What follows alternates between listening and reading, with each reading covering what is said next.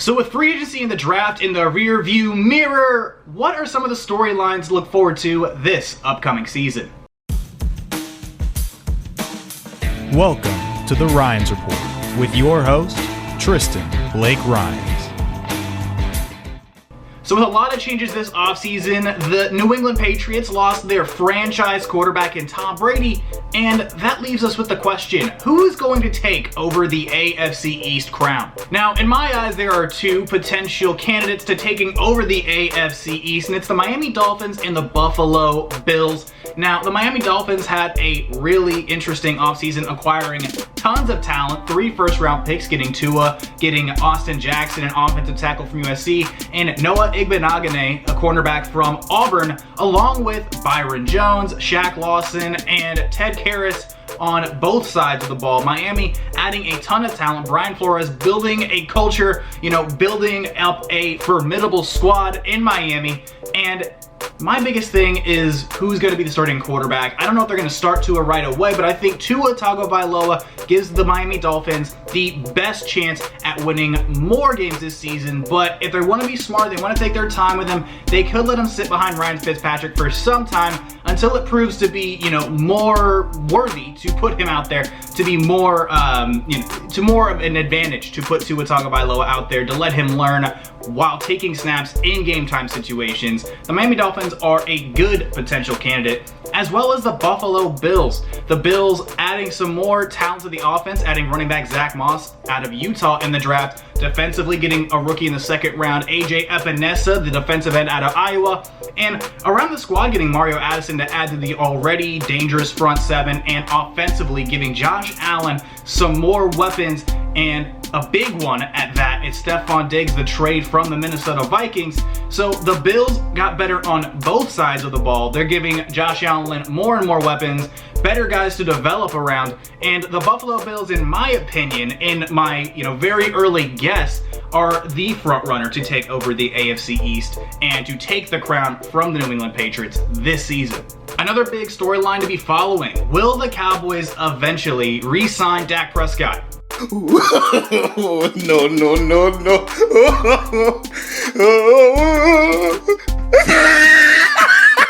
I mean, at this point, who knows? Dallas used the franchise tag on their franchise guy in Dak Prescott this offseason, but I'm not really sure if he signed it or not. He'd be getting paid over $31 million this year, but if he hasn't signed it, and if there is no indication, that means he still wants even more money. And I'm not quite sure if the Cowboys and Dak Prescott are going to be able to come to an agreement.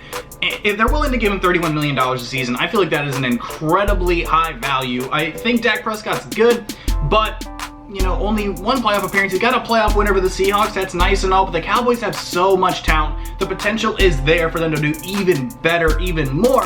And I think they're still on the fence on whether or not Dak Prescott is worth the asking price. Who knows how much he's been asking for? It could be $35 million, it could be 33, it could be 34. Like, who knows? If $31 million isn't enough, what is the breaking point? What is the point where they're going to be, look, we can't afford to pay you that much, Dak. We just can't. I don't know if anybody else in the NFL is going to want to pay Dak Prescott north of $30 million. And going out and getting Andy Dalton as a nice contingency is honestly an incredibly smart move by Dallas. You put a guy in a position with a ton of talent around him, who can make plays, who understands what it takes to win some games. He's led a couple of teams to the playoffs. So value-wise, I think it's a great value. You get Andy Dalton on a 1-year, $3 million deal with a ceiling of $7 million. It's a huge step in a contingency direction for the Dallas Cowboys, and I'm just really curious to see how long it's going to take for there to be a definite yes or no Dak Prescott's going to be in Dallas for the foreseeable future, or whether he isn't. That's a big question that, NFL fans are waiting to see, play out. How is it going to pan out? What is the answer? And it's a storyline that, again, needs to be followed. Need to keep your eyes on. This next one I've already talked about at length a few times this offseason. I'm sure you've seen it all over the NFL, YouTube sphere.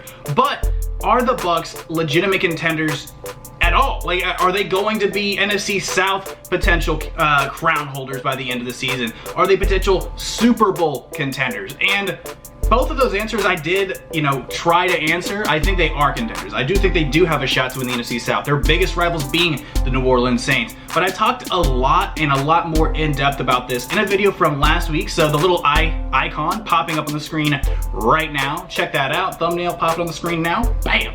So, feel free to check it out. I got all sorts of cool content, and I just feel like I do a better job talking about it. I don't want to overbear the audience by talking about it too much all the time. Another storyline in an NFL season that's going to be full of storylines, one that I wanted to pay attention to and I think needs to be, shine the light on it a little bit more. We need to be addressing this a little bit more.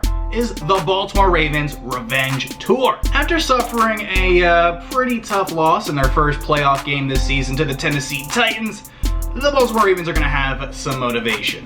Getting more aggressive and focusing on the defensive side of the football was the staple of the offseason for the Baltimore Ravens. Going out and adding to the pass rush element, they were one of the lower ranked teams this past season in getting to the quarterback, sacking the quarterback less than 25 times. Their primary pass rusher, Matt Judon, doing it almost all by himself.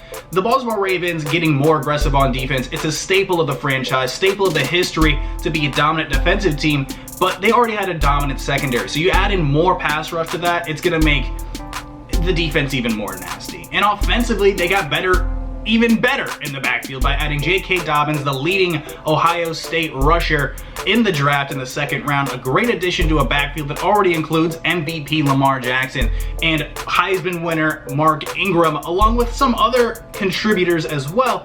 But the Baltimore Ravens offense is still going to be fantastic. It's still going to be nasty. It's still going to be a really, really, really fun and exciting offense to watch, but they're going to be playing with even more edge this season, being one of the most exciting teams in football last year, but falling short in the playoffs, I'm sure, gives them plenty of fuel, the fuel to fire, the fuel to desire for this upcoming season. So a shorter video today. There's not a whole lot necessarily going on with the offseason so far, but I'm going to be keeping you up to date on everything that needs to talk about. Going to be theorizing, going to be taking some wild stabs, going to be doing all sorts of cool stuff right here on the channel. But thank you so much for watching the video. All of my social medias are down in the description below. Feel free to stick around and watch some more content. Feel free to like, comment, share, subscribe to the channel, get the bell on to know every single time that I'm dropping a video, and I will catch you in the next one. Adios.